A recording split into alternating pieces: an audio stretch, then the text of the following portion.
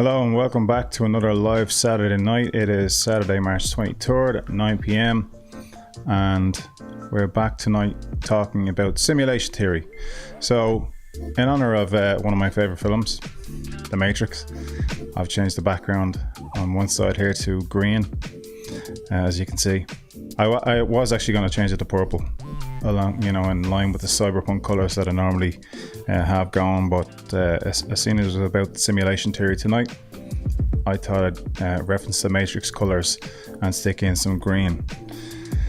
So, and also, it's a patriotic color as well for Ireland, and we had St. Patrick's Day last week, so it goes for both. So, simulation theory. What I wanted to do tonight is kind of run through my own thoughts and including the Matrix a little bit. And then it's funnily enough become popular. There have been mentions of it through social media and online, YouTube, with many people such as Elon Musk, Neil deGrasse Tyson, to name a couple of them, and there are many more which we'll have a look at in this video that I'm going to queue up in a moment. And that kind of references a few of the points that I'll make, that I'll talk about in a second, but there are a few more to it as well, and there's some interesting points. It's very, very interesting. If you're into this type of thing, and if you've watched The Matrix, which I think most people in the world have at this point, there's it's a bit of a mind bender. Like, The Matrix on its own is a bit of a mind bender, but then if you start to think about it in terms of, well, I was about to say reality,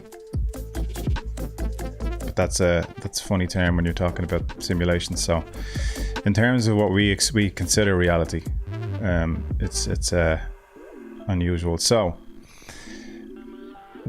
I suppose The Matrix wasn't the first thing that made me think about this. So when I was young, quite young, like from 6, 7, 8, 9, this kind of age, I actually always remember thinking about the fact that I was curious to know that if it was possible to know everything. And that's kind of a physics concept when I think about it now. Was it possible to know everything that there is to know about the universe and about, the nature of reality and who organized reality and what is reality and what's the whole, what is the meaning behind it all? And that's something that I thought about from an early age, and there was nothing like The Matrix out at that point. And I remember the thought process that was going through my head was that I have absolutely no proof that any of this was real, because I only have my own pair of eyes to look through. And typically in a science experiment or physics experiment or any experiment that requires a comparison, an A/B test, you have two sets, you have a set, you have a pair, so two things you can compare, A to B, so like an A/B test, and you have a comparison to run side by side. The only thing you don't have in the world, well, the way I was thinking about it is the only thing that I can have a side-by-side comparison was for my own perspective and the way me looking through these eyes at life. And I was thinking about this from 6, 7, 8 years of age. So my thought then was, how can I prove that any of this is real? And I just thought that, okay, that's unusual that I think like this, that I'm curious, where did this all come from? It seems a bit strange to me. The other concept that had me thinking about it was I couldn't conceive of life before me or anything before me, and also I was thinking about when I'm gone, how does anything exist if I'm not here to witness it? And again, before I was around, I couldn't conceive or understand the fact that anything existed if I wasn't here to perceive it. And I still can't. That still messes with my brain and probably most people's brains. We can't conceive of the fact that anything will exist and we're not here to witness it. Or does anything in fact exist if it's not witnessed by anybody? So stuff in outer space, deep space and different galaxies, etc., if it's not looked at or witnessed or perceived by anybody, does it actually exist? And things like that went through my head from a very young age, and I suppose I had to kind of just start I kind of put it to the back of my mind for a few years, you know, as I went into my teenage years and other thoughts took hold. And then it was in 1999 when I was about, well, in 1999, at the beginning of 1999, I would have been 19. I turned 20 in the summer of that year. But at the start of the year, I think when I saw The Matrix for the first time, I was 19. So I was still a teenager. And I remember thinking that, funny enough, I was with a few friends and we were having a drink. It was the weekend. We were having a few beers and we were having a laugh. So we said, we'll watch this Matrix. It wasn't in the cinema that I saw for the first time. It was in a house. And I was watching it with a few friends. And after I watched it, I remember thinking, with a few beers on me, that I was sending a message to myself. That I was I was sending a message to myself to say, yeah, you were right. There is something about this. This is some kind of simulation. There's more to it than meets the eye. Because I had always thought like that. And I remember comedian Billy Connolly, the Scottish comedian Billy Connolly, talking about this concept as well, saying perhaps we're all just a part of the leg of a chair, like the way atoms are inside objects, inside any matter in the universe. Like you said, so in the leg of a chair you've got electrons, protons, neutrons spinning around, very similar to what it would look like the galaxy when you zoom out with the star systems and solar system. And Billy Connolly said perhaps it's not that amazing, we're just part of a leg of a chair, as that was his comedic take on it just before I saw The Matrix. And then that was the only kind of reference I had to what that was the only external reference I ever had to somebody kind of talking about what I thought was possibility or something in my head. And then when I saw The Matrix, I was convinced that I was sending myself a message to say, yeah, you're right, it is this. And I told everybody about The Matrix, and of course it became a worldwide phenomenon, global phenomenon, and it spawned, you know, multiple movies afterwards, and a recent one a couple of years back with the original cast, most of them as well. So that whole thing was really interesting to me, still is, and it poses a lot of philosophical questions that remain yet unanswered, and physics tries to look at some of them, but the nature of the universe makes it very, very difficult. The size and scale make it very, very difficult to answer all of these questions. So to talk about one of the points that Elon Musk made, and that maybe it's in the start of the video that I'm about to show, but what he was saying, and this is what I've said on multiple occasions to people as well, kind of paraphrasing his comments, but it was along the lines of, so, well, for me, what I say to people is, if you've played virtual reality or used a VR headset or AR, any of these type of things, but typically I'd say VR headset, and you can see the quality is still, you can notice to some degree that it's, you know, pixelated in your eyes. They're getting better. I just purchased a MetaQuest 3. I had a PlayStation VR, and I can see the improvement. But some of the games now with Unreal Engine and, you know, ray tracing and the quality, the improvements of some of the games, I've seen videos recently that I honestly cannot tell the difference anymore in some of them.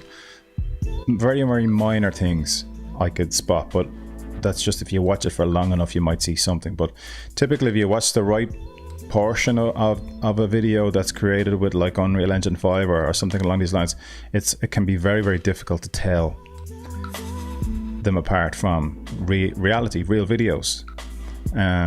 And so, like, I've been caught out a few times, and 2 years ago that wasn't the case. I could tell, I could see things, but now I'm just starting to be caught out a lot more. And then you have Sora from OpenAI, and some of the stuff that they're doing to, you know, generate videos from text to video, and I think they're running beta tests with some filmmakers. So it's going to get very strange very fast with the video that you'll be able to see that isn't real, that hasn't actually been filmed by a person in what we call reality with a camera. It's actually been generated, and it's slowly, not even slowly, quite quickly becoming indistinguishable from filmed or you know, video captured footage that we would go out with a camera and capture. So the concept then being, or the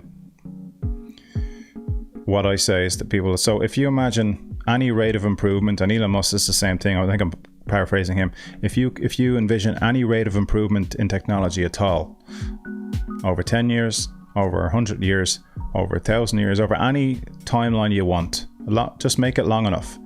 Call it 1,000,000 years. So think about in 2 years how good it's become. Think about how good it will be in 1,000,000 years. Definitely, I would say, indistinguishable from reality. Now, that would mean you could put on a headset, if we have brain interface chips that can kind of like block our perception of your, just switch off your current memory for a moment so that you can be fully engaged in the game.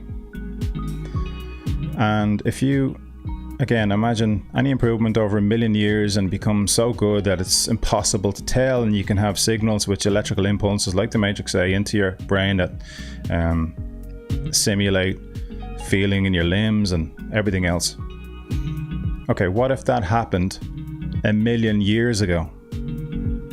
So what if it already has happened? What if it happened 10 million years ago? This is the strange part of, we don't know. We don't have enough evidence. We can't even conceive of what that might mean if that happened 10,000 years ago, 1,000,000 years ago, whatever time. Just put a timeline on it. And if it did, the possibilities then say that Elon Musk would say that the chances of us living in base reality right now, and not a simulation, the chances of us living in base reality right now is 1 in billions. There's only a 1 in billions chance that we're in base reality right now, based on current technology and the possible rate of improvement over time, and then just turning it on its head and saying, well, what if it already happened and this is now how we live? And some of us will be real within this simulated world, some of us won't be, or some of the characters you won't be, or maybe everyone's in their own and everyone else around them is simulated. So it poses a lot of interesting philosophical questions, and if you really want to bend your brain on a Saturday night, hopefully you have a glass of wine in your hand. Let's take a look at the video that I'm going to talk about here and get into some of these concepts and hear from some of the people that pose these questions, theories and ideas that I've touched on. And we may just pause from time to time and have a little look through, have a comment or two to add to each one. So let's have a listen. Here we go.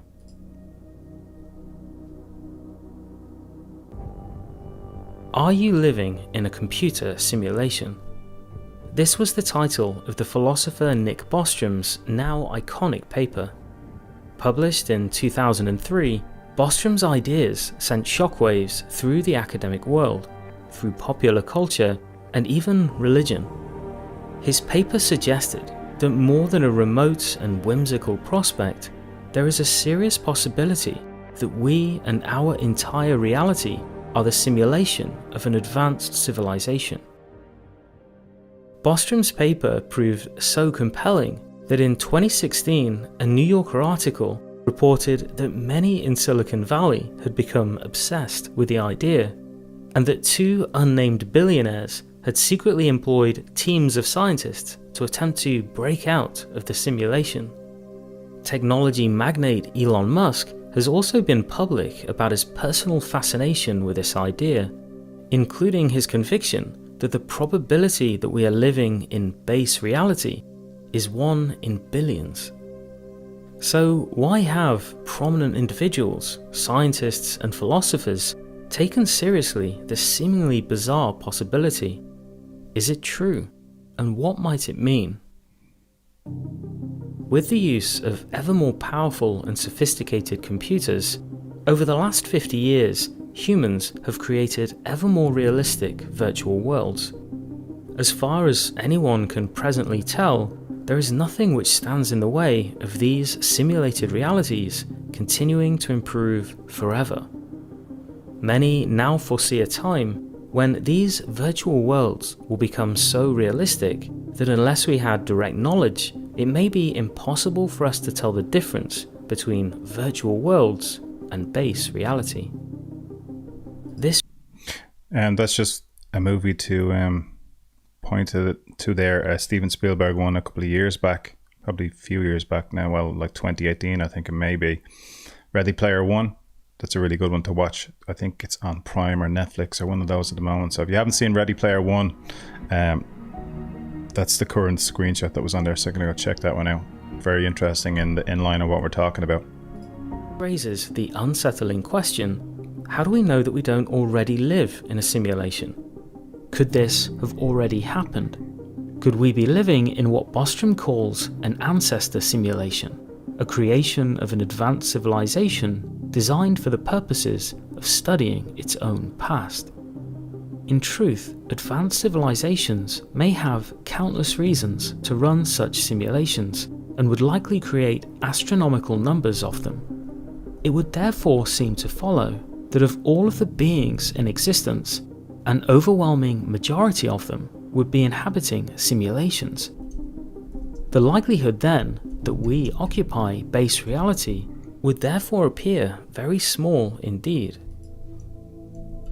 The simulation argument. In his paper, Bostrom lays out 3 propositions of which he argues at least one must be true.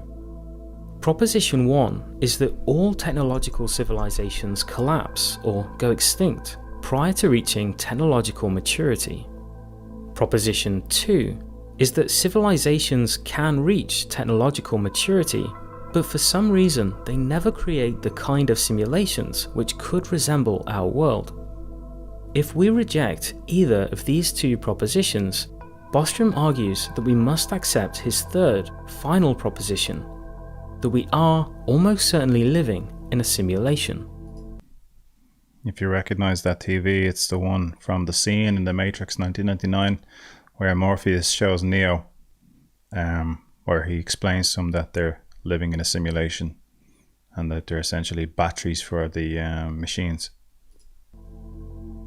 We will explore this striking possibility as well as its far-reaching implications, but to get a better sense of its likelihood, we'll first take a closer look at the other 2 propositions.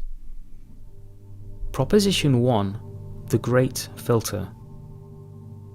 The first proposition is that civilizations can never acquire technological maturity and so never get a chance to create ancestor simulations. Just to speak on the Great Filter for a moment, this is something I've been looking into recently, and it's a part of the problem that I was thinking about when I was a child, in that the expanse of the universe is so great, so vast, and so unreachable in many cases, the information so ungleanable or achievable to understand, that it's pretty much a barrier to entry. We can never get the answers that we want. Not never, but with the capabilities we have now, or then when I was a child, it seemed undoable or impossible. He's going to talk more on this, the Great Filter, so have a listen. Actually, this suggestion seems unlikely. After all, we live in a universe of hundreds of billions of galaxies and countless trillions of star systems, any one of which could be home to a burgeoning technological civilization. What then could prevent any and all civilizations from advancing to this level of technological maturity?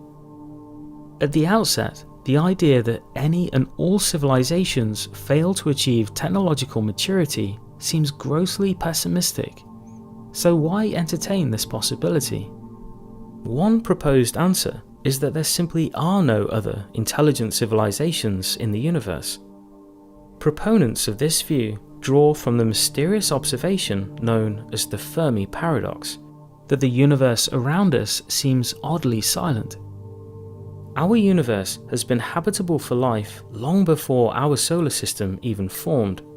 It would seem that more than enough time has elapsed in the universe for advanced intelligent civilizations to become an obvious presence in our galaxy.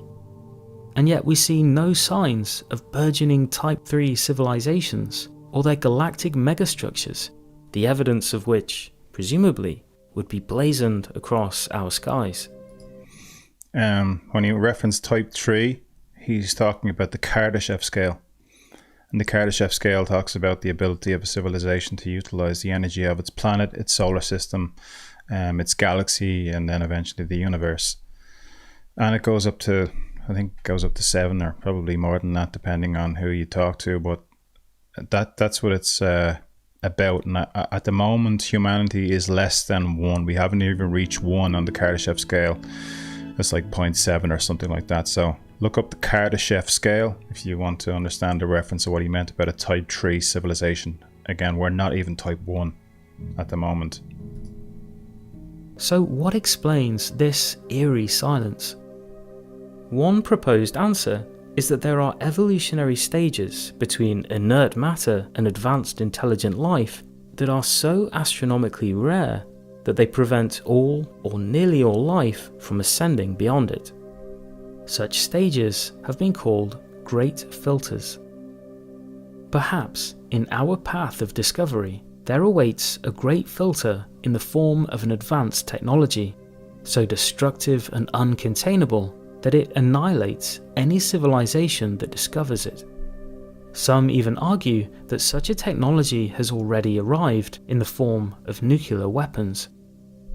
Perhaps all technological civilizations, in their pursuits of an ever greater understanding of physical reality, invariably discover the tremendous energy released by the splitting of the atom. In their subsequent development of this seductive power, they introduce a permanent existential danger that invariably leads to their eventual annihilation. If it is true that this or some other technology poses an assured existential catastrophe, then ancestor simulations might never come into existence. If all intelligent civilizations are doomed to destroy themselves, then the good news is that we probably do live in base reality, the real world. The bad news, however, is that we're probably not far off from destroying ourselves. But a great filter could also exist behind us, perhaps in the very genesis of life itself. One candidate is the initial forming of reproductive molecules, the RNA, which serves as the basis of all biological life on Earth. It has been suggested that as a result of random molecular collisions, the formation of RNA could be astronomically unlikely, in which case intelligent technological civilizations could be so rare that we could conceivably be the only one in existence. To many, including myself, this is an astonishing claim, and we are right to be skeptical. After all, the Great Filter hypothesis was informed by the Fermi paradox, and yet many believe that the Fermi paradox is ultimately misleading. Evidence of other civilizations could be far subtler than we first imagine. Consider that if intelligent life evolves just once in every 10 million galaxies, there would still be thousands of advanced civilizations. By the way, this is by a channel called Meta Rising, and I'm going to add the link after the live. I'll add a link to there tomorrow into the description of this video on YouTube. So if you are looking for it and you're on another platform, come to YouTube to find it. Quite good, 29 minutes long, but pretty much all of the points, or most of the points that I was making earlier, will be in here. So do check it out if you're interested. I might skip some of these, by the way, or I might jump ahead depending on how long we discuss particular points. But let's play through and see how we get on. Really undetectable by us, yet any number of which could be creating countless simulations. Maybe our descendants will build a Matryoshka brain, a stellar megastructure that surrounds the sun and uses its energy to create immense computational power. Such structures could conceivably run astronomical numbers of simulations, and yet a Matryoshka brain could be all but invisible to its galactic neighbours. I know of the Dyson sphere structure as well, which I spoke of before, which enables civilization to harness the energy of its main star, like the sun. At some 14 billion years old, the universe will remain habitable for much, much longer. Some stars will live for trillions of years, many times the current age of the universe. There will also be many generations of such long-lived stars. Given that intelligent life has emerged at least once at this very early moment in the universe's existence, there would therefore seem a good chance of other civilizations emerging in its vast future. And as this relates to the simulation argument, it matters not that from our perspective, those civilizations could exist in the future, because we could very well be simulations of their ancient past. For our present purposes, all that matters is the possibility of their eventual existence. Proposition 2. No simulations. We'll now move on to Bostrom's second proposition, that civilizations can reach technological maturity, and yet in spite of this, they never author simulations which could resemble our world. As with the first proposition, at first glance this appears very unlikely indeed. Presumably, simulations would allow their creators to explore a vast range of questions: scientific, sociological, cosmological, even philosophical. Such simulations. This, again, was something I spoke about in the 3 or 4 or 5 years before the Matrix film came out in 1999, during my teenage years. Would serve and since then, in that, what if you inserted yourself in here into this, whatever you call it, simulation, game, reality of sorts, and as soon as you finish this game or simulation and you end the game, you just wake up and you're surrounded by the people that you were there with. You remember them all immediately, or the beings or whatever we actually are outside of this, and they say, oh, how was that?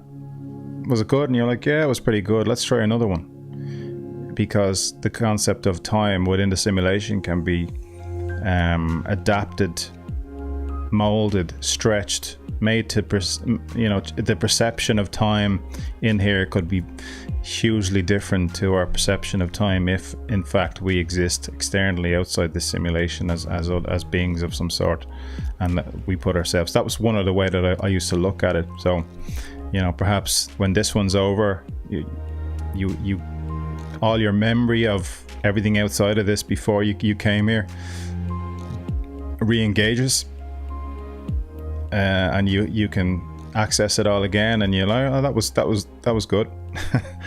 And then you try another one. I don't know why I ever thought this stuff, but nobody ever said it to me, but it's been something I've thought about since I was a kid. And this these videos and these documentaries and other people around the world over the years, and the Matrix itself shows me that I wasn't the only one thinking like this. Advanced laboratories probing questions that could well be inconceivable to minds like ours. In many respects, that is, if indeed anyone else is thinking, and I'm not the only one that's real in the simulation. If I am, and this is all a simulation, I'm in one that I put myself in, well then all of this stuff is just me confirming my own bias or playing my own game, as we all could be. So, like I said at the start, you only have one pair of eyes to look through, and that's your own, so you've no proof of anything. Simulations would be the ultimate theory testers, because the architects would have total control over all of the conditions within. Given the vast utility of such simulations, we are left wondering what plausible reasons could prevent civilizations from creating them. One possibility is that simulations of a kind which could resemble our world are impossible. Given the advancing realism of our own simulated worlds, this proposition too seems unlikely. So why take it seriously? There are at least 2 reasons why true ancestor simulations could be impossible. The first reason is that simulating a universe like ours would be computationally impossible. That's he may make the point that I'm just about to make here, but that's where I don't think that is a valid argument, because as in a game, if you're playing some sort of game, there could be an entire universe or an entire city or world within that game that you're playing, but at any given moment you're only looking at a frame, you're only looking through this lens, right? And that's the part you see, and that's the part that has to be rendered in order for you to play the game. And similarly, if this is a simulation, the only parts that have to be rendered are what you're looking at. Outside your window or your house or down the road there, you can't see it, so it doesn't have to be rendered in any way. And perhaps it's not even there. I know this is a crazy video, but it's a bit of fun. But perhaps it's not even there until you look at it. It doesn't need to be rendered because it's not being observed by anyone real. Perhaps. And that's where what he's saying there kind of, I don't fully agree with it. Simulating every fine-grained detail, from the level of probabilistic subatomic particles to massive galaxies, would be so computationally expensive that it would be unobtainable for even the most advanced technological civilization. The physicist Michio Kaku dismisses the simulation hypothesis for this very reason, pointing out that the only information processor which is up to the task of simulating a universe is the universe itself. This objection may or may not be true, but it also overlooks that a convincing simulation would not need to render every detail of the universe, rather only those which are being observed. Distant visible galaxies, for example, could be compressed to just a few bits of information, depending on whether observers are paying attention. Much like in video games, which render objects and scenes only when interacted with by a virtual avatar. I haven't watched this video before, by the way, but he's making all my points. Obviously, as you can tell, I've looked into this stuff before, and so has this guy. Simulation could dramatically cut computational costs by rendering only those parts of the simulation which are of direct relevance. Neither would they need to render the long past of the universe, or the timelines of the entities inhabiting it. Memories could be implanted to give the impression of continuity, when in fact the present simulation could be just moments old. If the architects wish to create a simulation that appears identical to our world, they would need only to manipulate the conscious experiences of its inhabitants. This takes us to the second possible reason why such simulations might be impossible. Bostrom's argument entails more than the creation of hyper-realistic worlds.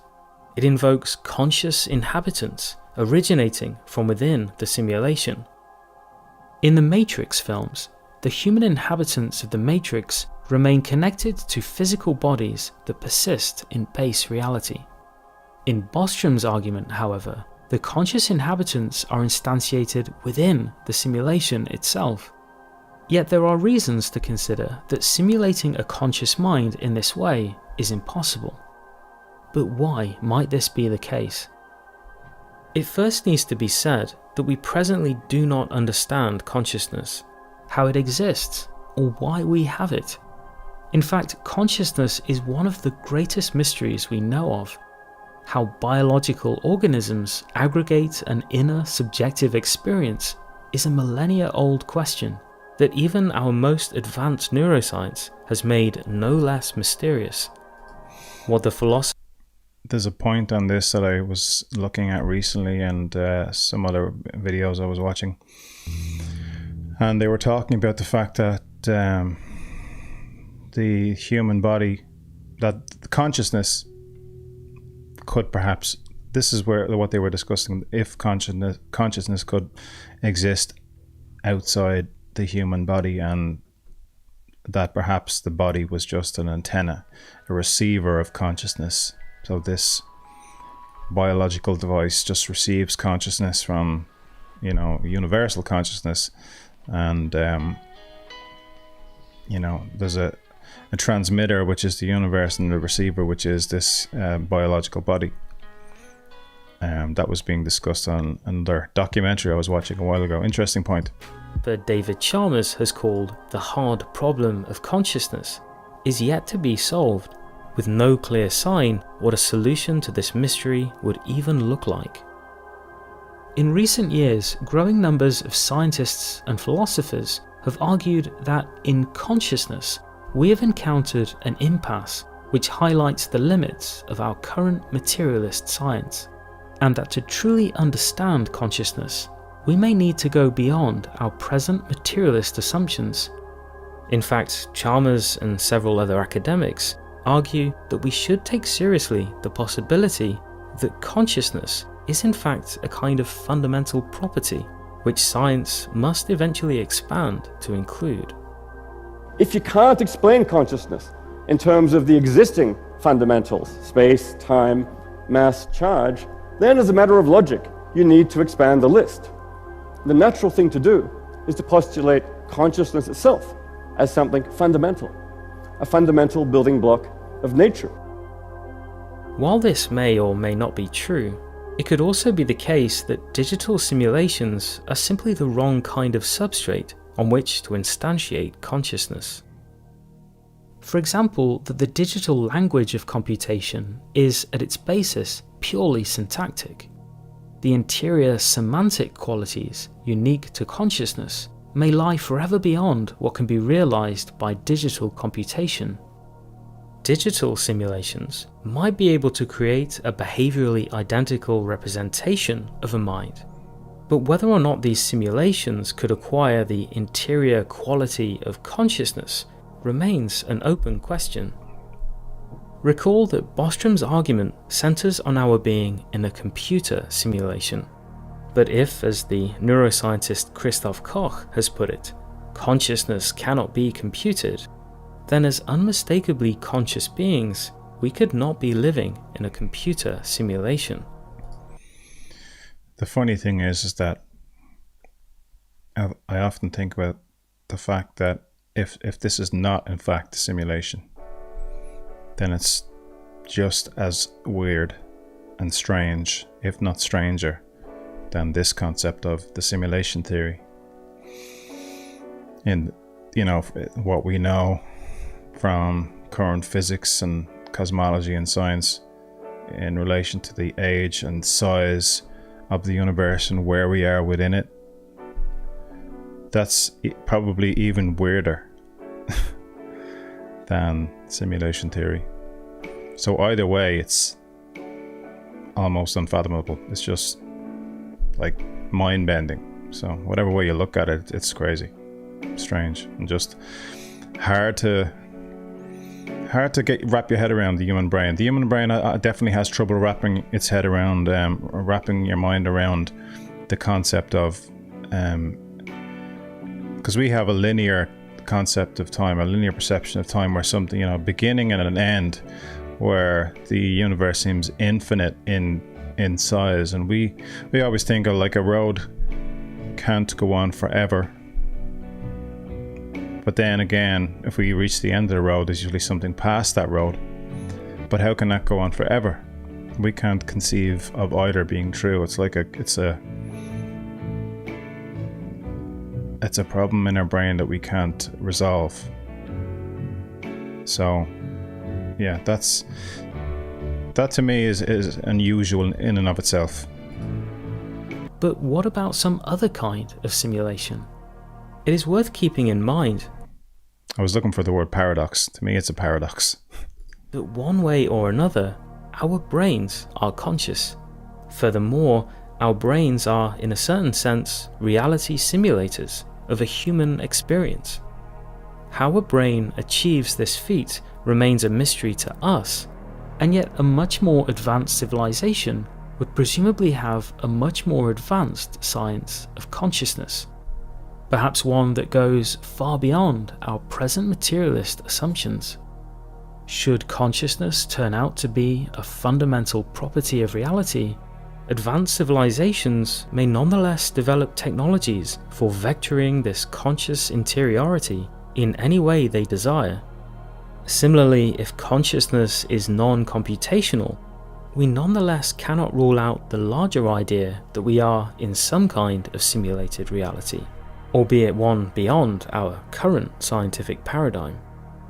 If we proceed under the speculative assumption that consciousness-supporting simulations are possible, then we must now consider what reasons an advanced civilization could have in choosing not to create them. So to come at this from another angle as well, because I've definitely considered the spiritual aspect, or the universal or universe side of things, in that energy and concepts that we can't yet understand. And one other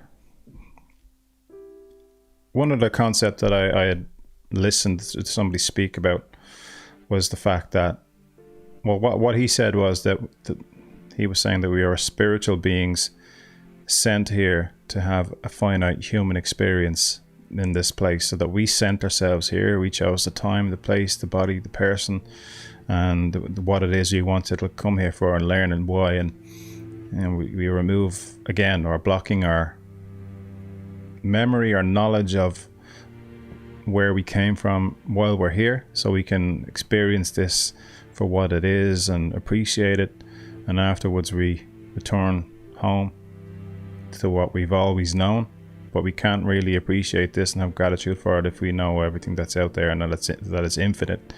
So that doesn't lend itself specifically to a simulation theory. That's more like a universal energy theory, or whatever you want to call it. If it's spiritual, if it's godlike, or religious, or whatever language or wording you want to assign to it. There are many ways to look at the same thing, and we have no real way at the moment of deciding which vernacular is appropriate or true. We may all be describing the same thing in many different ways, or just from a different perspective.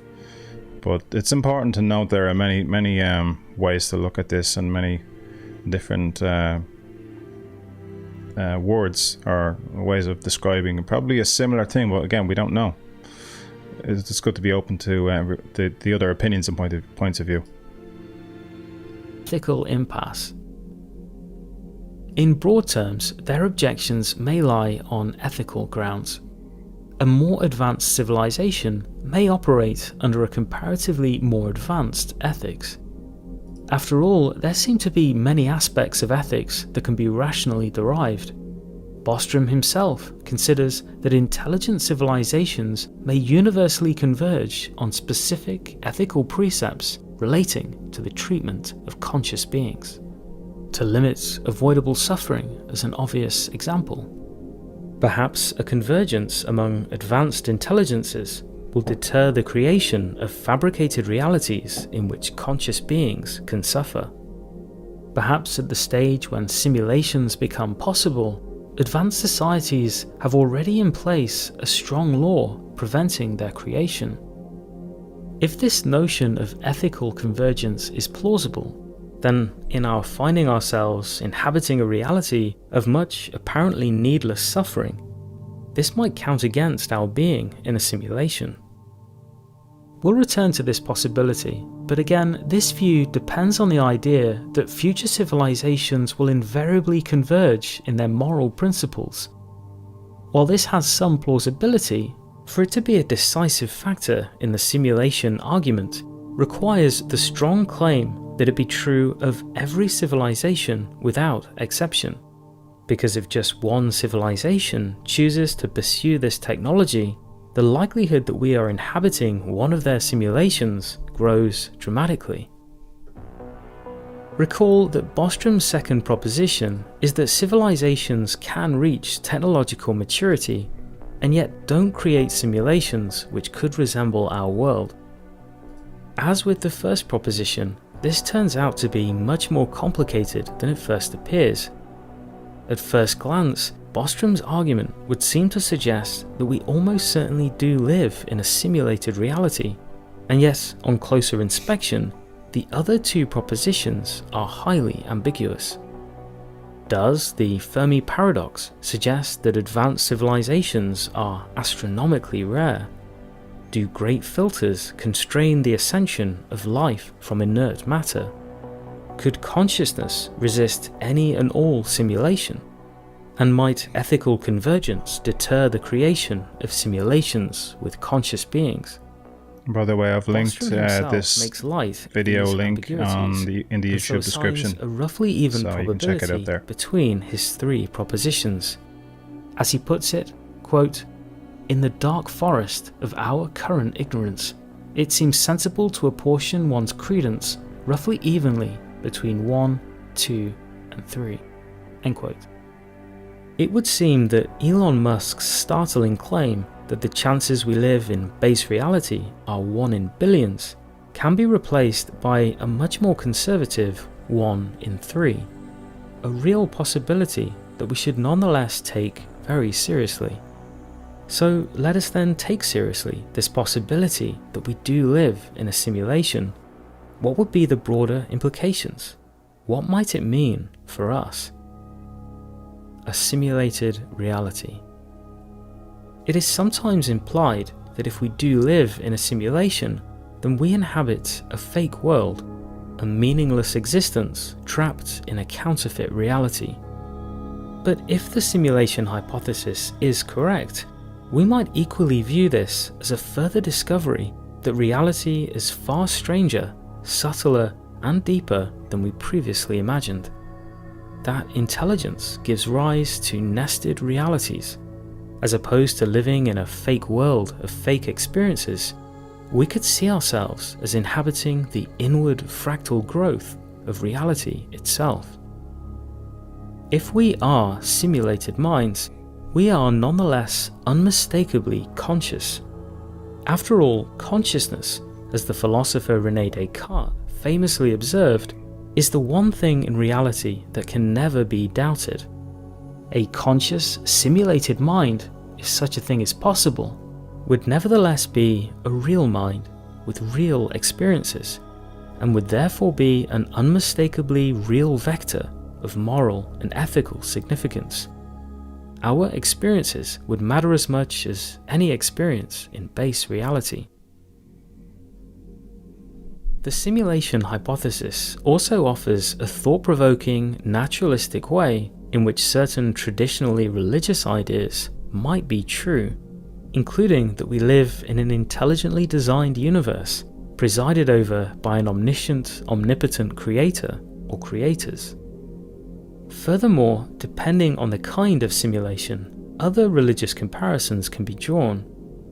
For example, if it should turn out that consciousness cannot be simulated, there would still be all sorts of reasons for advanced beings to create realistic simulated worlds and project their own consciousness into them.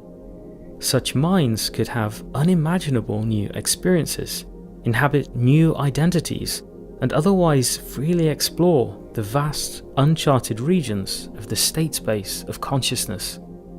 And, in all likelihood, they would have all sorts of reasons to deliberately forget that they are having an experience, which perhaps, on some level, they are choosing to have. That's what I was talking about earlier. If you're going to do something like this, and Elon Musk mentioned that if you're going to create a simulation for any of those reasons, you would make the simulation much more interesting than base reality or than your actual reality. So you could, enjoy a more interesting time. And a part of that, if you're some kind of highly advanced, enlightened being, would be removing your memory of the fact that you'd sent yourself there, so that it was more immersive. Time could be made to seem different, longer, where 100 years of lifetime here might only be 5 minutes, 10 minutes, whatever. Time can be stretched and skewed according to what was required, perhaps. But interesting concept. In which case, death may not be the end of our individual experience, but akin to waking up inside a higher dimensional reality, perhaps at this point recalling ourselves as willing participants.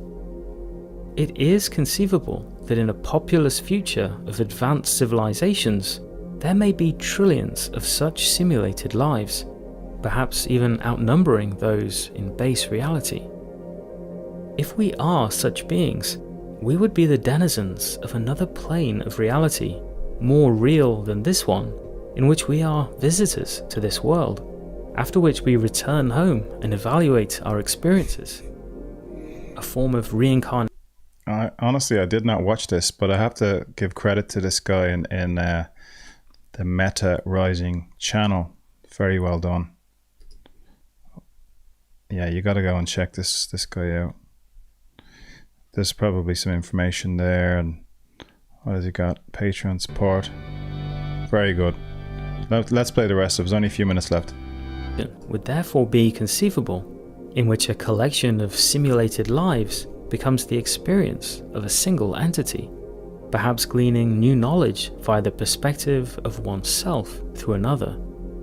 Conceivably, all minds within a simulation could become the meta-experience of a single conscious being. Indeed, a simulation capable of supporting conscious minds could also conceivably be conscious itself, in which individual minds are aspects of a much greater unitive experience.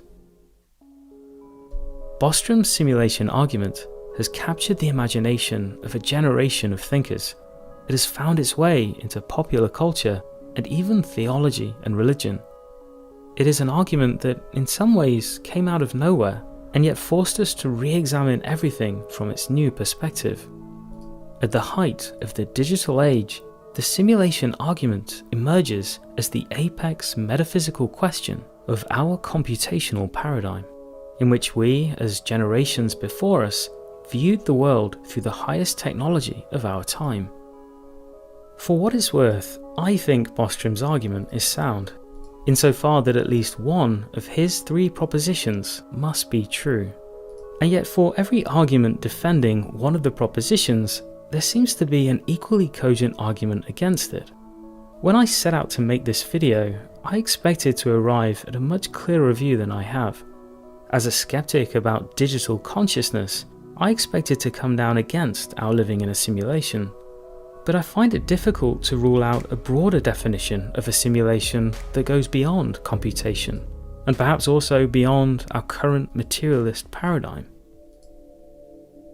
All I can say is I think we should take the possibility that we live in a simulation very seriously, that the simulation argument is another reminder of how mysterious reality is, and that we should continue to keep an open mind about our situation within it.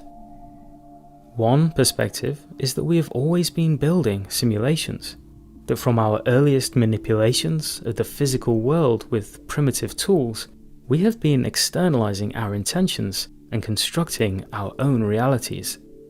The creation of convincing virtual worlds might be viewed as a stage in the maturation of this process, that if we survive to do so, we are destined to become the architects of our inner reality and to freely explore the vast state space of consciousness. Yeah, this may be a test. There is one final consideration that impacts my personal intuitions about the simulation argument. It is that we live in a profoundly unique moment in the history of our civilization. This is a good point, and my point, I've spoken about this. Let's see if he says the same thing as I'm about to say. It's very strange to me that for all of time, for example, if we talk about transportation, for all of human history, the fastest thing on the planet has been a horse. Like the fastest mode of transport that we could use was a horse. For humans, we could jump on horseback and off we go. And in the last 100 years, this is within my lifetime, just before that, we went from horseback to cars, to flying through the sky, to apparently orbiting the Earth, to space flight, to landing on the moon, to having only pen and paper, to now having the internet, technology, applications, apps, phones, all of this stuff that has, like, in 100 years, the change, the exponential growth in technology and learning has been unbelievable.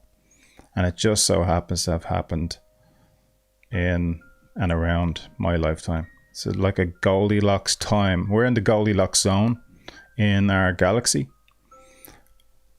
you know, where life is possible, or our kind of life, carbon-based life.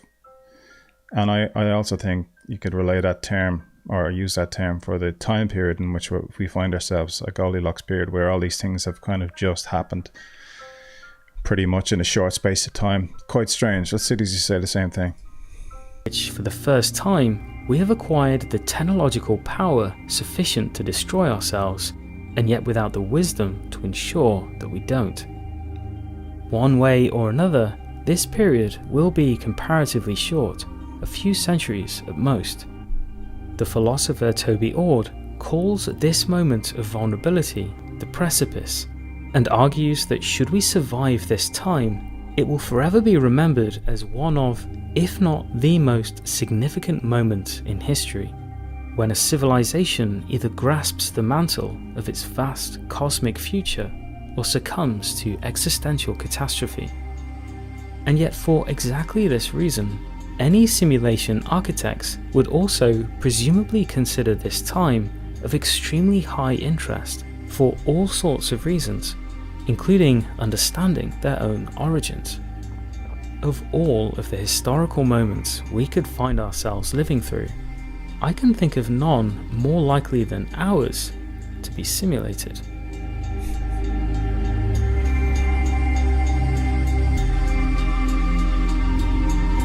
That's actually very good. Very well put together.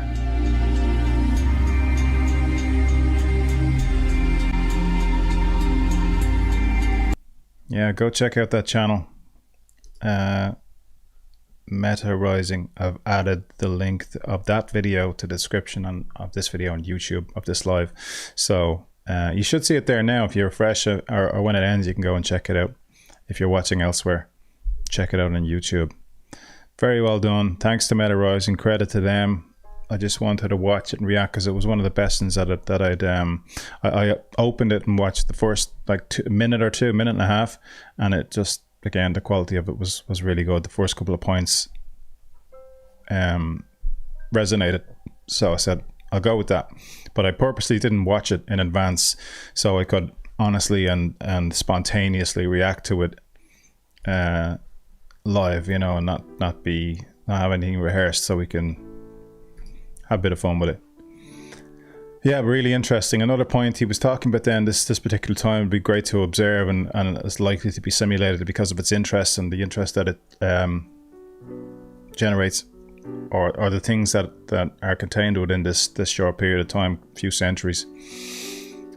The next possible huge interesting thing that could happen is then the singularity, which Ray Kurzweil, the technologist who used to work for Google and among others, and invented many huge things, printers, laser printers, or, well, the inception of a lot of really common use devices nowadays, tech devices. He was a part of the initial inception of them. Ray Kurzweil kind of turned the singularity when the exponential growth curve of computational power will drive and meet with the, I suppose, with medical knowledge and learning, and it will fuel and help to grow that learning and knowledge, human knowledge, to a point where we will have the knowledge, capability, technology, and power to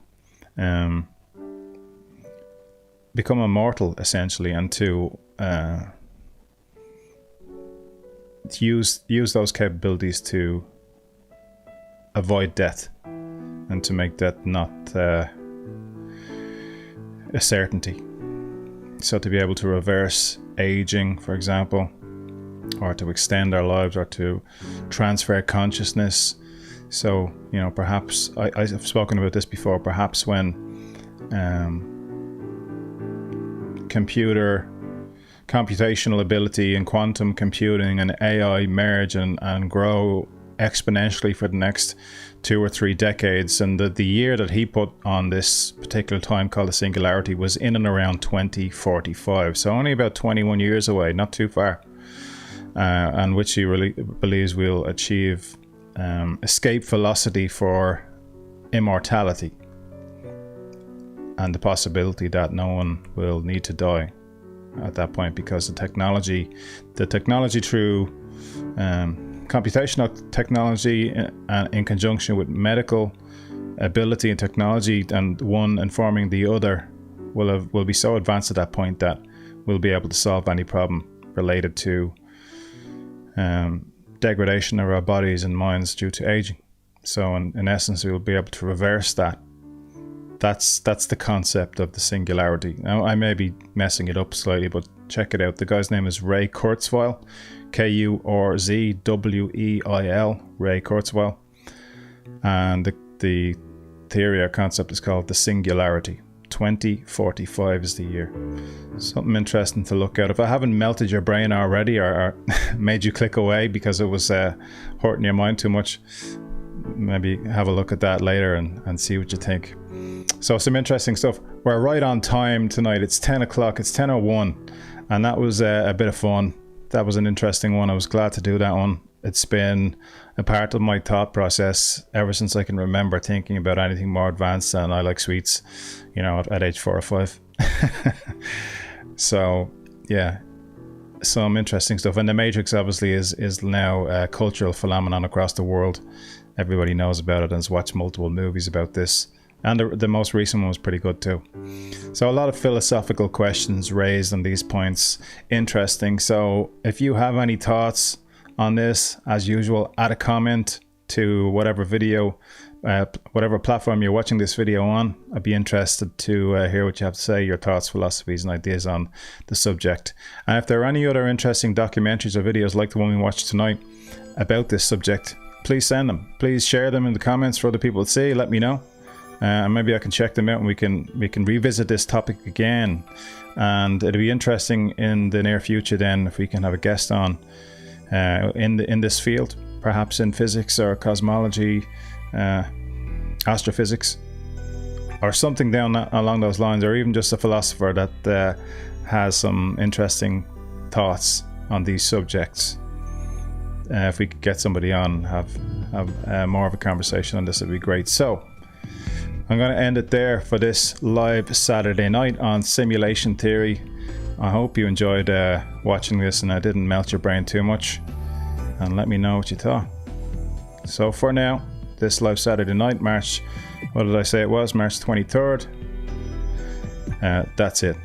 And thanks for joining. Really appreciate it, everybody jumping in and hopefully sticking with me for most of this. I'll see you again next week. Take care. Good night. Bye.